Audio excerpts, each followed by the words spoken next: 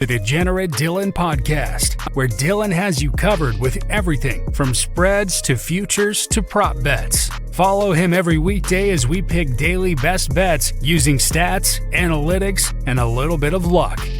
Now here's your host, Degenerate Dillon himself, Dylan Nelson.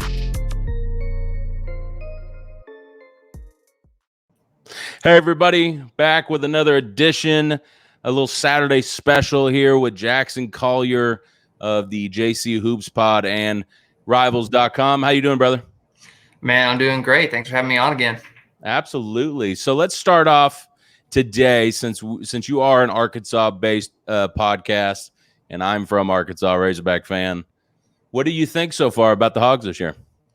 Man, I was a little bit worried, honestly, going into the Auburn game, after LSU and Alabama, pretty big losses, some really frustrating losses if you're a fan, obviously, some really massive margins, bad play, you're shooting poorly from the field, you're losing by 30 to LSU and Alabama, and then you come out against Auburn and you're down at home, and it's just not looking good. But ever since then, the Hogs have won 7 consecutive conference games, 7 of their 8 last games overall. They dropped the close one to Oklahoma State. But other than that, there's really nothing to be upset about with this year. Alabama and LSU were games that coming into the season, everybody knew they were going to be tough to win. I think people were most frustrated with the manner and how the Razorbacks lost those games. But the fact that they lost the games wasn't the big issue. So the fact that they rebounded and they're going on this streak now to close out the season, and now they're in the top 25 again. They're on that 5-6 seed line in the NCAA tournament. I think this is far and away exceeding expectations. Everybody knew year one, Musselman exceeded any expectation that people had for him there. And then year two, he's doing it again by not only having the Razorbacks in position to make the NCAA tournament, but potentially be a really good seed in the NCAA tournament. And with favorable matchups, you can make a run at the Sweet 16. Absolutely. And Eric Musselman, for everybody that's listening, has a base salary right now of $2.5 million. And I don't know about you, Jackson, but I'm with the notion that he is going to and probably deserves a raise and an extension. Do you agree?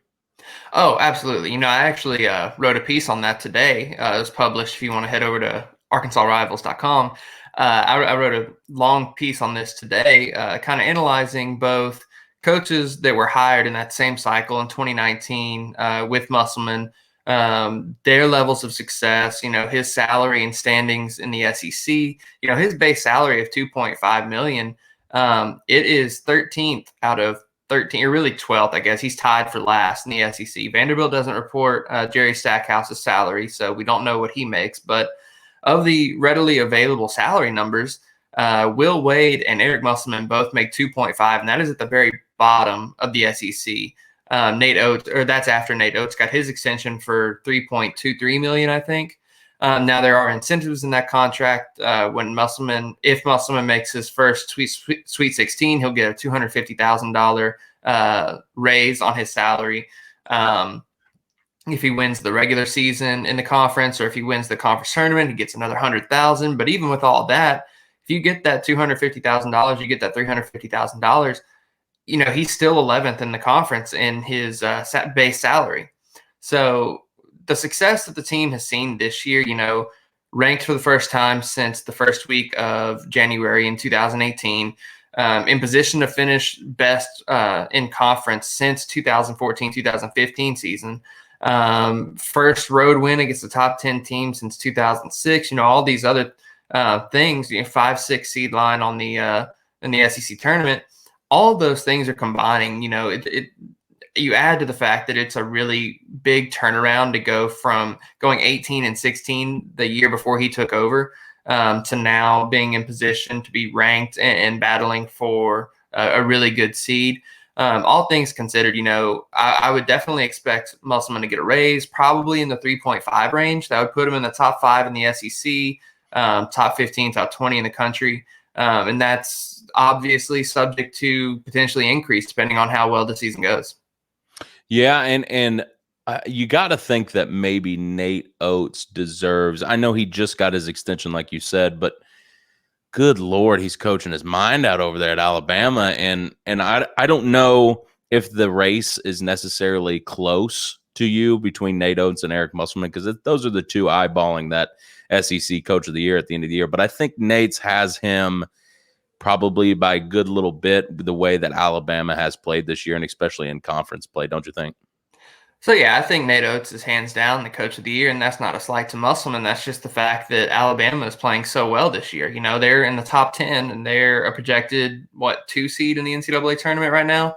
So that's not a slight to Musselman at all. I mean, look, Alabama went 16-15 last year, and Nate Oates, he did inherit some pieces. He had John Petty and Kyra Lewis and all that. Kyra Lewis is gone. He still has John Petty. But he brought in a lot of pieces. He brought in Javon Quinterly, signed Josh Primo, all these other pieces. So they take similar approaches to how to build a roster. Now, Oates is a little more strict on how he runs his offense with, strictly shooting layups, free throws, and three-pointers. You can look at any number of shot charts on this season, and there are literally on 5 or 6 games, there have not been a single mid-range jump shot. But all things considered, yeah, I think it's a Nate Oates award at this point. But that's well-deserved for him. But at the end of the day, while that is a great accolade, what matters is how far you make it in the NCAA tournament too. Not saying that Alabama doesn't make it far in the NCAA tournament, but that's still yet to be seen, Yeah, absolutely. And to touch on that just a little bit, I mean, everybody knows that you need guards to make deep runs and win championships in March, and Alabama certainly has that. They absolutely do. They have guards by committee, it seems like. I forget his name. Jaden Springer, the sophomore. That's the freshman at Tennessee. Who's that sophomore they have at Alabama? Number 1, right? Shackelford, Jaden Shackelford. Yeah.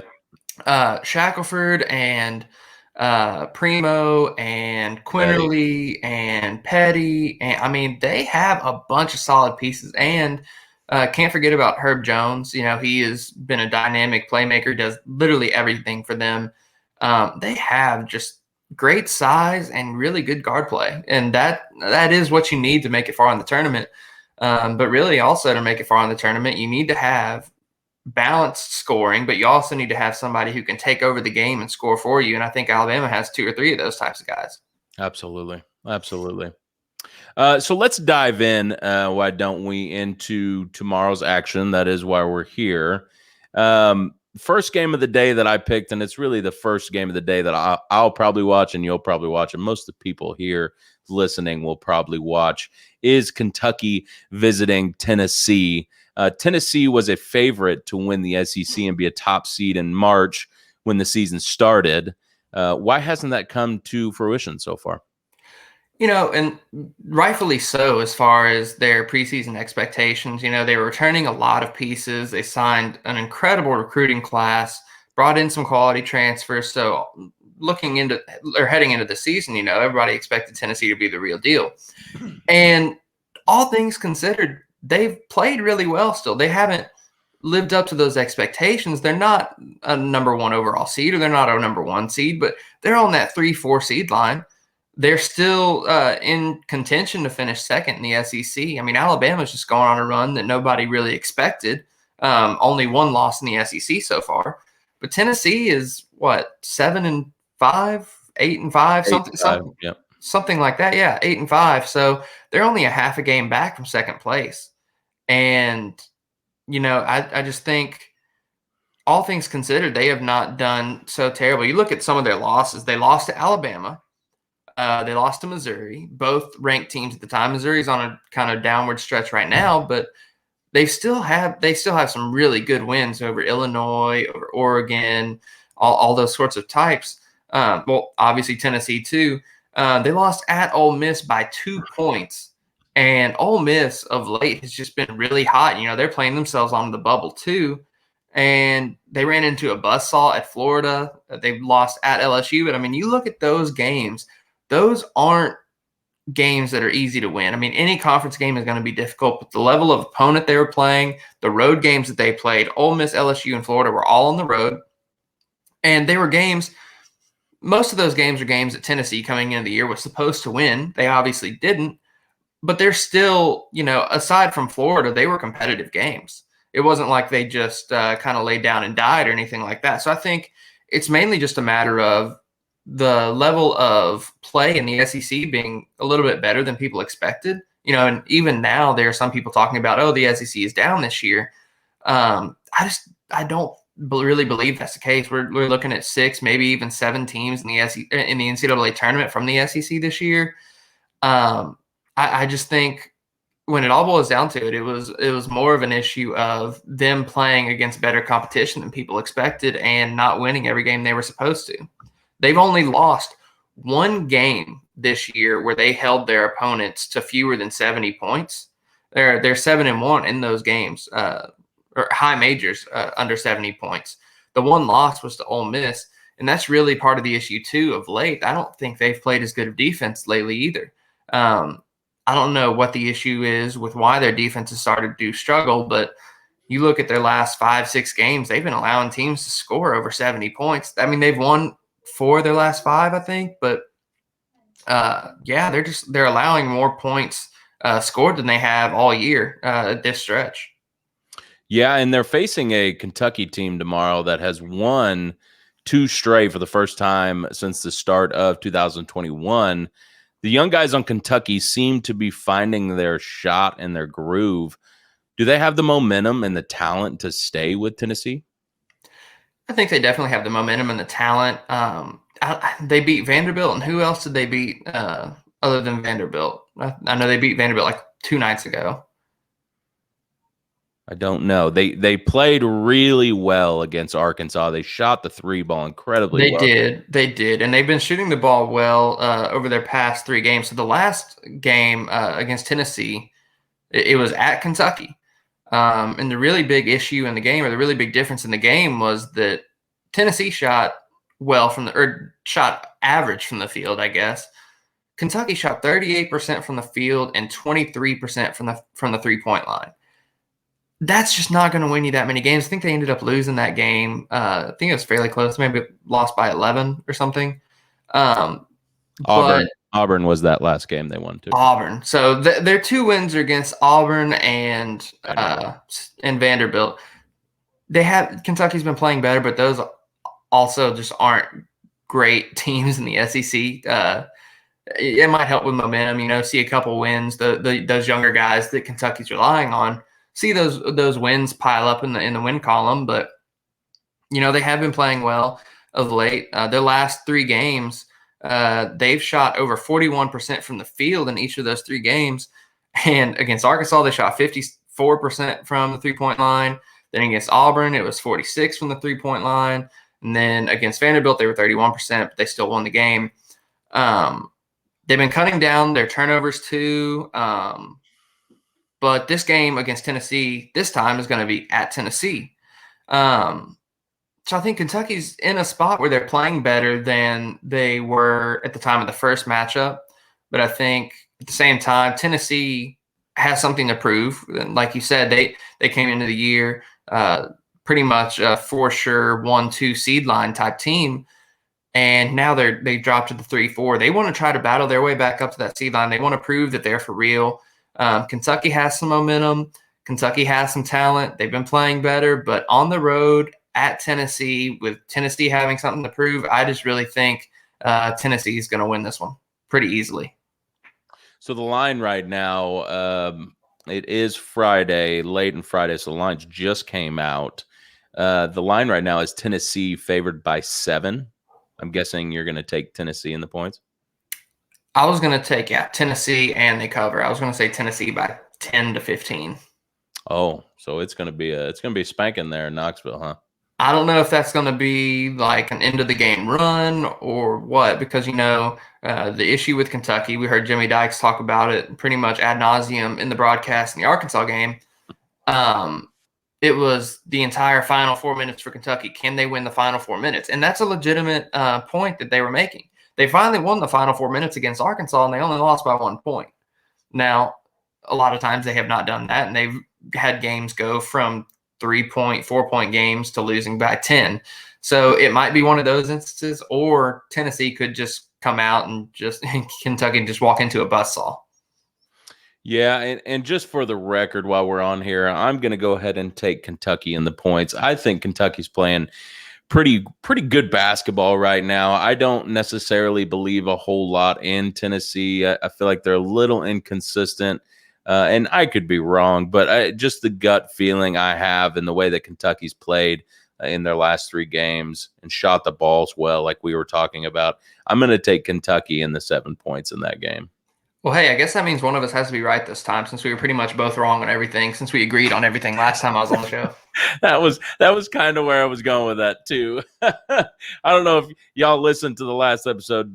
Jackson was on here with us, but we pretty much agreed on every game, and we were wrong on every one of them. And we were wrong on every one of them. So we'll try a little bit to switch it up here and maybe win some games. Trust us, we know what we're talking about. Maybe.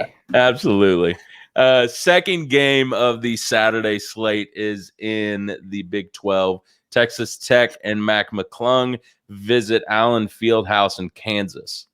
You could say Kansas is a middle-of-the-pack Big 12 team this year, but thanks to a 4-game win streak against the bottom feeders in the Big 12 and other teams experience COVID protocols, they're in second place.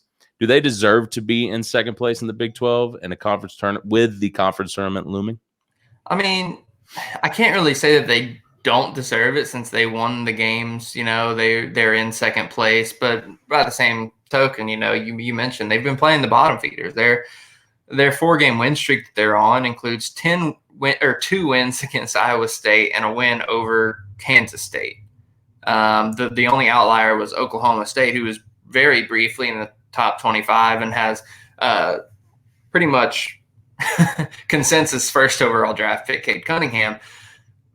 But yeah, 3 of those games just aren't that impressive. You pick up 3 games like that and then manage 1 against a quality opponent, and you go +4 in that stretch and in the conference standings. You're gonna catch some flack for it, but at the same time, that's just part of how conference schedules work. I mean, there was a stretch here where Arkansas was supposed to play Texas A&M, a down Kentucky team, South Carolina, all that sort of stuff. Maybe not back to back, but I mean, those stretches just happen when you schedule games. So, do they deserve to be second? I can't say that they don't. I don't really think that we can gather much of an opinion on them as a basketball team. Like, oh, they're on a 4-game win streak. It doesn't tell me that much because of who they played. Now, they have some big wins on the year, but those 4 games just don't tell me much. Yeah, and they also have some big losses on the year. I was looking at their schedule. They've lost to West Virginia, Tennessee, Oklahoma, Baylor. They got dismantled at Tennessee. It was brutal. Talk about Tennessee being inconsistent. They got destroyed at Florida. But, oh, my goodness, they absolutely decimated Kansas. It was ugly. And it seems like if Kansas can shoot during the game, that they tend to play closer games against these teams. If they're really inconsistent shooting wise is really what I'm trying to say. They'll have games where they're on and they can beat the likes of Texas or Oklahoma or whoever, Baylor. Well, they're not going to beat Baylor, but they have those nights where they shoot the lights out and then they come out the next day against West Virginia and they can't make anything. So it's just a really inconsistent team, in my opinion. Oh, definitely. So the line on this game is Kansas favored by 2 points in Allen Fieldhouse. How you feeling about that one? Give me Texas Tech by 5. Texas Tech by 5. So we're going to take the money line and make a little profit here, huh? Oh, yeah. Is Mac McClung the Big 12 Player of the Year? I don't think you can say that at this point. I think the Big 12 just has so many really good players right now. I mean, you can go through. You have Cade Cunningham, you have Jared Butler, Austin Reeves, Andrew Jones, and Mac McClung all at the top of the league. It's going to be a really tight race, I feel like, because every single one of those players brings something different. Matt McClung, super electric player, high energy scorer. Cade Cunningham, consensus #1 overall draft pick. I think he's the leading scorer in the conference too. Dynamic, versatile playmaker. Austin Reeves, kind of in that same boat where he's one of the leading scorers in the conference. Very versatile, really good shooter.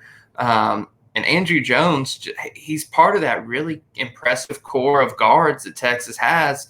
And he's kind of the leader of those group of guards, and he's just playing lights out. And he adds a bunch of stuff that McClung doesn't. McClung puts up a ton of points, very electrifying, doesn't necessarily rebound the ball that well or create through assists all that much. Andrew Jones can provide that for you. So I think when you look at the conference as a whole, Matt McClung's definitely a contender for the award, but I don't think he's necessarily the outright winner as of yet.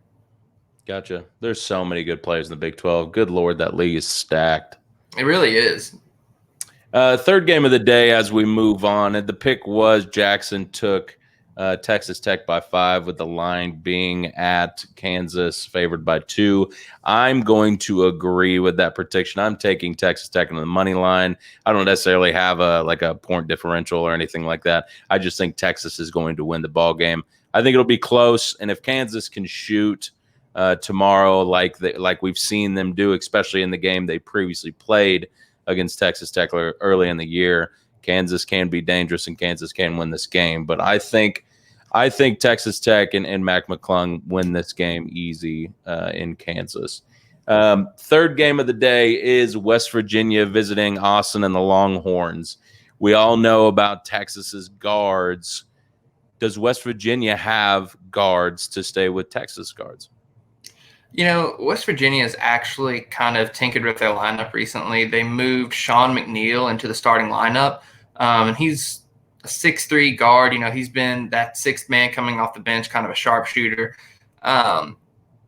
West Virginia plays a big lineup. They normally go 3 forwards, but they're really athletic. They'll go 6'7", 6'7", 6'10", but their 2 guards that they run are 6'3", 6'4". With the athleticism that they have, I think they can definitely keep up with those guards. I mean, it's similar.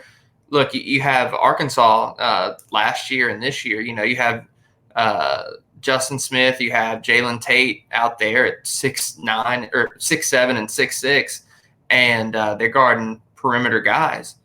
I think you can see the same thing in West Virginia with these 6'7" bigs. Can they contain them? Yeah, they have the potential to do it. Does that mean they will? Not necessarily. The first matchup this year, Jones, Coleman, and Ramey, that trio of Texas guards, combined for 48 points in the first meeting. Now, Huggins, he's going to really try to game plan around that, and I assume he's going to try to limit that. Most coaches would. But trying to and actually doing it are 2 completely different things. So I guess we'll see if that there is a length and athleticism advantage that West Virginia has.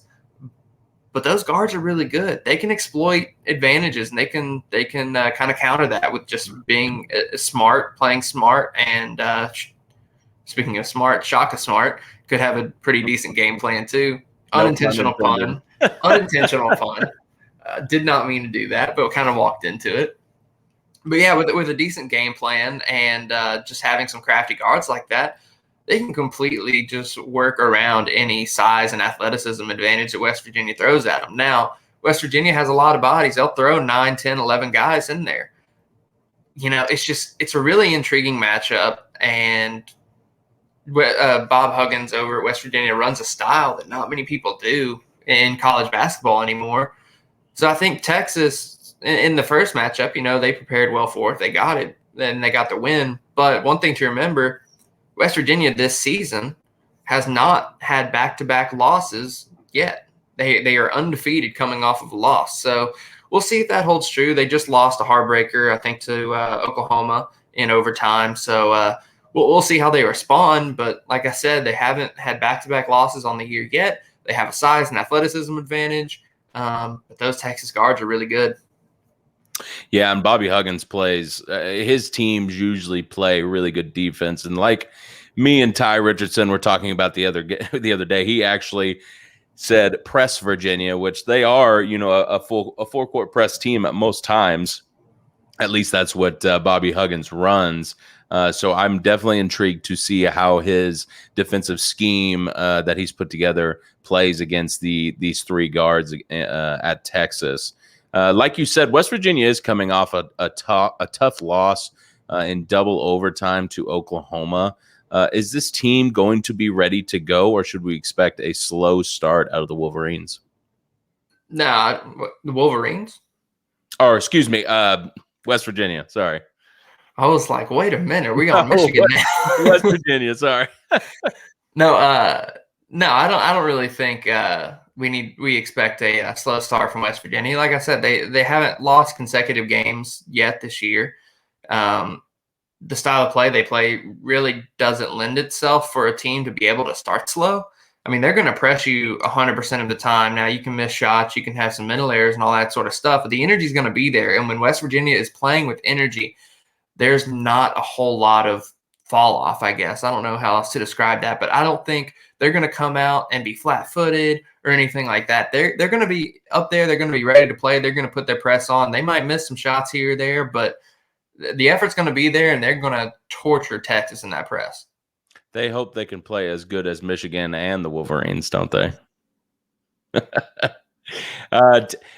Texas is favored by 4 in this game. What's your prediction in this game? See, I had this one as more of a pick 'em. I really don't know if there can even be a line. I think this is going to be just super close. I'm leaning towards West Virginia, though. Give me West Virginia and a pick 'em, maybe by 1. He's taking the money line again. I don't necessarily agree with you on this one. I'm going to take Texas and the points. I feel like that's a safe play here. Like you said, it's going to be a close game. This is going to come down to a 1 or 2 possession game. And I could definitely see a 4-point spread being a trouble at the end game situation where West Virginia is leading by 2 or 3. Texas is leading by 2 or 3. West Virginia misses, a shot with 20 seconds left. They have to foul Texas and shoot free throws, and then they cut backdoor cover by 5 points or something. I could definitely see that happening, but I'm going to take the safe play here, Texas to cover the 4 points. One thing to consider, though, Texas has lost 3 of their last 5 games. That's true. And West Virginia, like you said, has not lost off a loss. So, I'm definitely intrigued to. It's an interesting matchup. When you look at trends and stats and style of play and all that sort of stuff, it's really an intriguing matchup. So I'm excited to watch it. Yeah, it's definitely the exciting game of the day, in my opinion, to watch. Oh yeah, for sure. So we were going to talk about the Razorback game in College Station, but as we all know now, that can't happen. Thanks, Aggies. A&M completely screwed the Hogs over out of 2 wins this year, and they are canceling their 6th game in a row. So they've come out and they said, Jackson, that they're actively looking for a non-con game. Since we'll have a little fun with this, since we're not sure if we're playing or not, who give me 3 teams that you would like to play? Okay, I'm trying to think of teams that have an open date right now. Baylor's got an open date. I'll go with Creighton, Wichita State, Houston. No Baylor? No Baylor.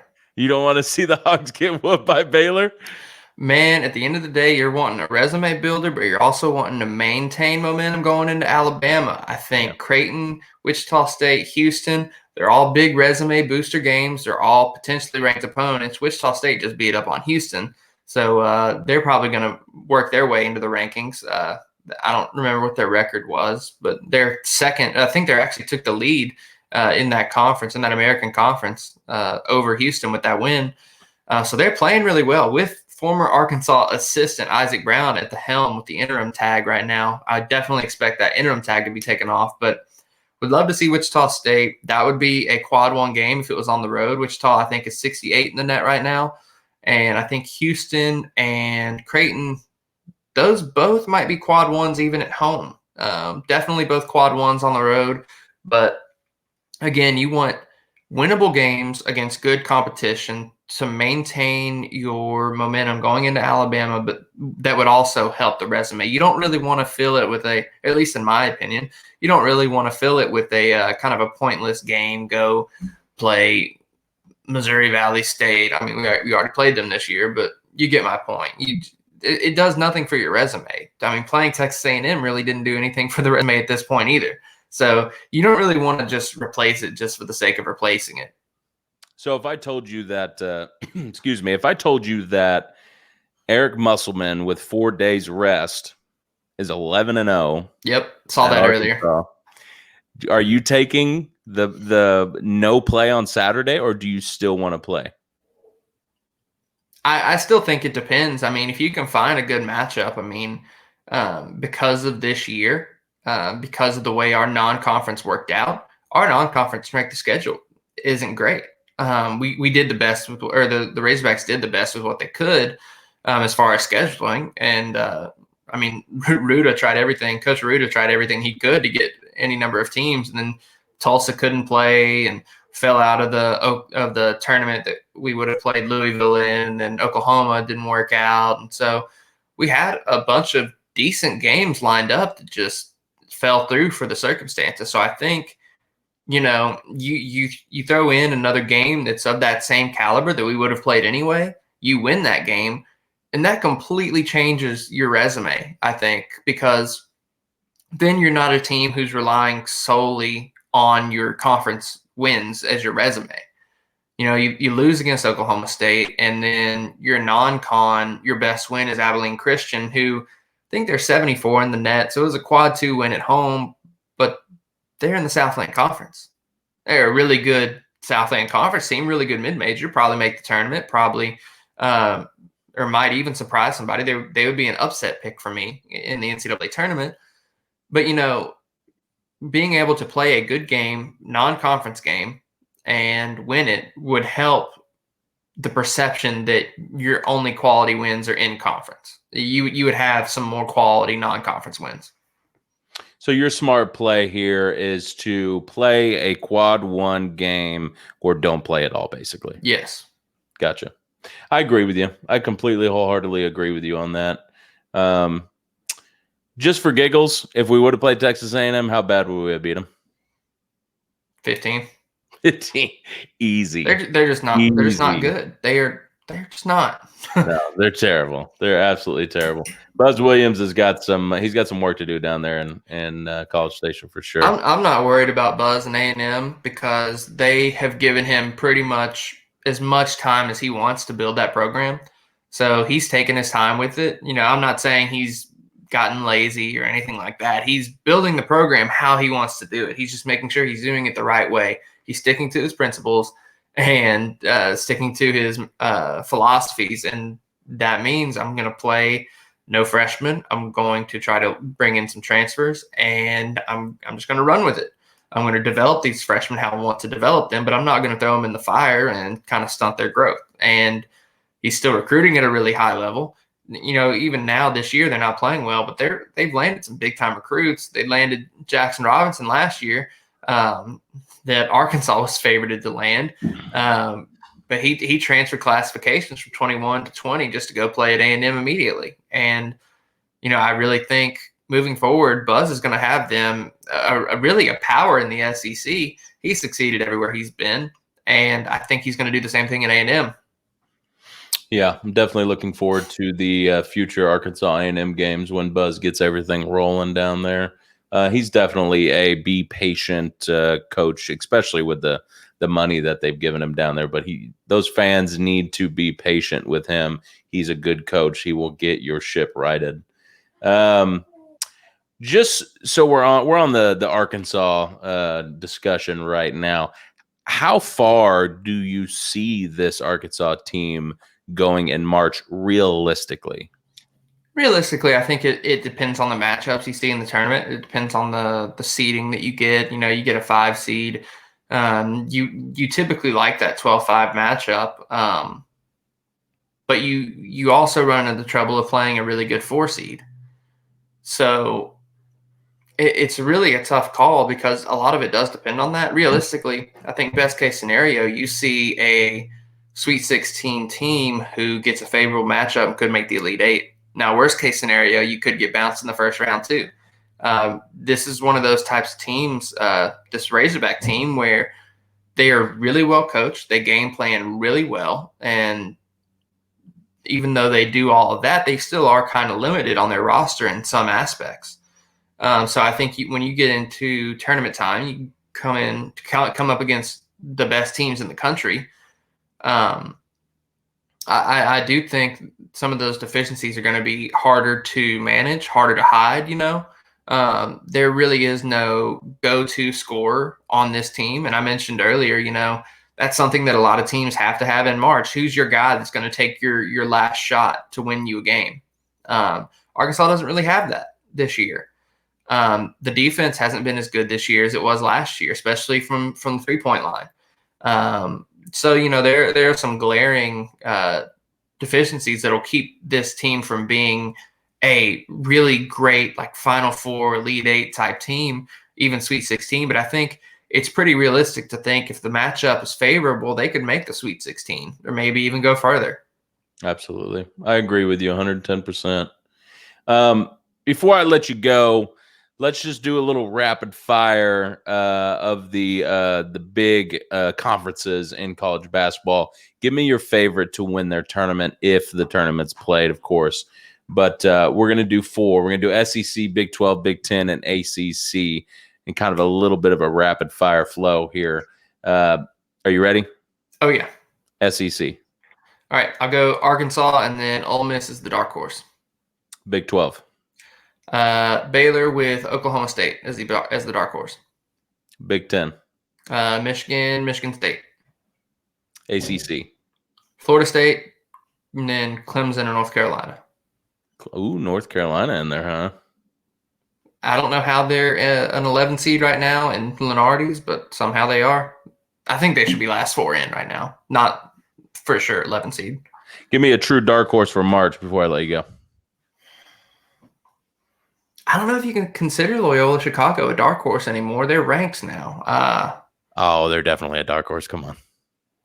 I'll go Loyola Chicago again, my boy Porter Moser, or Abilene Christian. Abilene Christian. I like that one. I like that one a lot. Joe Golding's a hell of a coach. Absolutely. Fun. He is one of the best defense. He's at his alma mater right now, but if he wants to go anywhere, he'll have his opportunities to go somewhere bigger soon. What about your favorite for March? Oh, that's tough. I just really think it's going to be hard to bet against Gonzaga this year. That we've probably said that. People have been saying that for I don't know how many years. Oh, this is the year Gonzaga will get it. This is the year Gonzaga will get it. Blah, blah, blah, blah, blah. This team is unlike any other Gonzaga team that they've had recently. It's far and away better than any Gonzaga team I've ever seen. And I'm somewhat of a St. Mary's fan out in California, so I watch that game pretty much twice a year. But man, I can't go against Gonzaga. Not this year. I don't think they've ever had a player like Jalen Suggs. No. You could say maybe what was it, Adam Morrison? Mm-hmm. Was it Adam Morrison? Is that what his name was? Played for the Lakers. Yeah, you could say Adam Morrison. I know he was in all of the awards, that year that him and JJ Redick were battling it out for best player in college basketball. But besides him and maybe Sabonis, Sabonis was a good college basketball player. He's turning out to be a good pro, but they've never had that one and done 5-star, maybe number 1 overall pick player like Jalen Suggs, and they finally do. And I feel like that might be their ticket. Well, yeah, for sure. But also, you look at their recruiting classes moving forward now. Mark Few is landing some 5-star studs at Gonzaga, which it's kind of build. It's not been a slow build for him. He's been succeeding there and been making deep tournament runs for years. But it seems like now they're really starting to land, instead of landing the 4 stars and the 3 stars and developing them and taking transfers and developing them and international guys. they're starting to get into the one and done elite high school prospect market. And they're going to start taking some prospects from Duke, from North Carolina, from Kentucky, and they're going to start winning national championships because of it. I hope they can, man. Mark Few is a Hall of Fame coach already, and he's probably that coach that you would look at when you put records together with no face on them, and you look at him and you say, "Good Lord, that he's got to win a national championship, right?" And look at all those wins, and look at all the conference championships and all the the accolades that he's had, and he has 0 national championships, and it's kind of just like, where's it at? And how many Final Fours? Like 3 or 4 Final Four appearances? Yeah. Where's the finish? And just like I was saying, Jalen Suggs, I feel like, is that type of player that can get you past that Final Four into that championship game where you have a chance to bring home the trophy. I honestly wouldn't be surprised with the way they're recruiting and with how much talent they have on this roster, both from the transfer portal and from the high school recruiting ranks.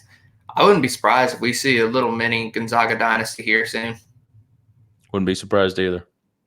Well, I really appreciate you, Jackson, for coming on the show again, man. I really enjoy these Saturday college basketball specials. We're kind of running out of Saturdays, to be honest with you. It's kind of sad, but man, unfortunately, yeah. But obviously, appreciate you having me on. I'm always down to come on anytime you want me back or anything like that. Maybe we can even do a March Madness show or something like that.